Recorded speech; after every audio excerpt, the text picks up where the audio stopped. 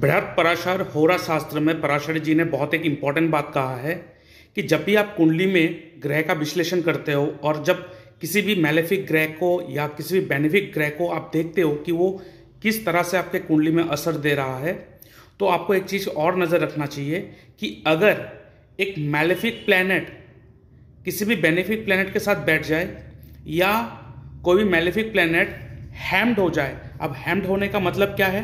हैम्ड होने का मतलब सैंडविच, मतलब आपके जिस घर में जो प्लैनेट बैठा है उसके आगे वाले घर और उसके पीछे वाले घर में जो भी प्लैनेट है उस प्लैनेट के बीच में वो बीच का जो प्लैनेट होता है वो हैम्ड हो जाता है। तो अगर एक मैलेफिक प्लैनेट दो बेनिफिक प्लैनेट के बीच में हैम्ड होता है तो मैलेफिक असर देना बंद कर देता है या कम हो जाता है।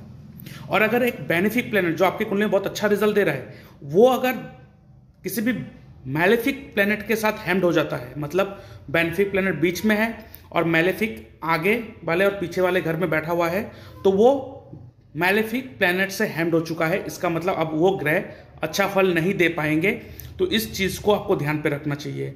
और उसके साथ साथ कहा है कि अगर किसी भी मैलेफिक प्लैनेट का रिलेशन बेनिफिक से बन जाए, जैसे कि उसके ट्राइन में बैठा हो या उसके एंगुलर में बैठा हो, उसके एंगुलर में मतलब उस प्लैनेट के 1, 4, 7, 10 हाउस में बैठा हो, मतलब उस ग्रह के साथ चौथे घर में, सातवें घर में, 10वें घर में बैठा हो बेनिफिक प्लैनेट, तो मैलेफिक प्लैनेट का जो असर है वो थोड़ा कम हो जाता है।